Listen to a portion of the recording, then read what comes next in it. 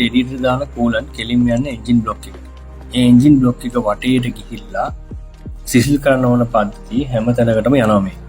එතකොට ඒකෙදී piston chamber එක වටේට සහ උඩ බ්ලොක් එක හරහා ගිහිල්ලා එතන තියෙන පිස්ටන් වලට උඩින් තියෙන සියලුම වෑල්ස් වලටත් යනවා. ඒ වෑල් හරහා වෑල් වලට යන්නේ ගෑස් කට් එක හරහා. මේ ගෑස් කට් කියන්නේ උඩ බ්ලොක් එක සහ යට බ්ලොක් එක සම්බන්ධ කරලා තියෙන ලේයර් එකක්. ඉතින් ඒ ලේයර් එක හරහා තියෙන සිදුරු වලින් උඩ බ්ලොක් එකටත් යනවා. ඒ උඩ බ්ලොක් එකකින් පස්සේ මේ වතුර හරි කූලන්ට් හරි නැවත සම්බන්ධ වෙනවා බෝට පම්ප් එක හරහා අර ඉස්සල්ලා ගිය පාත් එකටම. එතකොට මේකෙදී තවමත් රේඩියේටරේට සම්බන්ධතාවයක් නැහැ මේ චක්‍රාකාරව ගමන් කරන වතුර හරි කූලන්ට් හරි.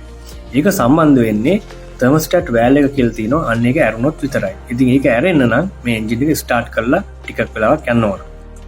දැන් අපි කූලන්ට් දාගත්තට පස්සේ මෙන්න මේ ආකාරයෙන් තමයි එන්ජින් එක ඇතුලේ හැමතැනම වතුර හෝ කූලන්ට් විසිරලා තියෙන්නේ. ඊට පස්සේ අපි මේකේ රේඩියේටර් කැප් එක හොඳට වහලා ඊට පස්සේ එන්ජින් එක ස්ටාර්ට් කළාට පස්සේ මොකද වෙන්නේ කියලා බලමු. එන්ජින් එක ස්ටාර්ට් කරනවත් එක්කම එන්ජින් එකේ තියෙන වෝටර් පම්ප් එක වැඩ කරන්න ගන්නවා. ඊට පස්සේ මේ වතුර චක්‍රාකාරව එන්ජින් එක පුරාම මේ ආකාරයට ගමන් කරනවා.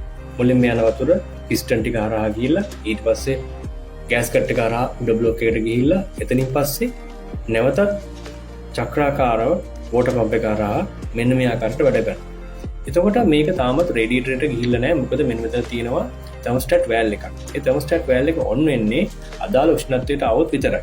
එතකන් මේක එන්ජින් එක වටේට චක්‍රාකාරව වැඩ කරනවා. ටික වෙලාවක් යනකොට මේ වතුර රත් වෙනවා. ඒ රත් වෙනකොට තර්මෝස්ටැට් වෑල් එක ඇරිලා ඊට පස්සේ තමයි රේඩියේටර් එකේ ෆෑන් ඔන් වෙලා මේ රේඩියේටර් එක හරහා යන්න ගන්න. රේඩියේටර් හරහා යනකොට රේඩියේටර් එකේ තියෙන ෆෑන් එකෙන් මේ වතුර හරි කූලන්ට් හරි කූල් කරලා ඊට පස්සේ නැවත මේක මුදා හරිනවා එන්ජින් එක. මේ විදිහට තමයි දිගටම සර්කියුලේෂන් එක වෙන්නේ. මේ සිස්ටම් එකේ අනිත් වැදගත්ම උපාංගය තමයි රේඩියේටර් කැප් එක. ඩුවල් පර්පස් වෑල් එකක් විදිහට තමයි වැඩ කරන්නේ. ඒක වෙන්නේ රේඩියේටර් එකේ යම් කිසි වෙලාවක ප්‍රෙෂර් එක වැඩි වුණොත් එහෙම ප්‍රෙෂර් එක වැඩි වෙච්ච ප්‍රමාණය එළියට රිසර්ව් ටැංක් එකට ඇදලා දාන්න.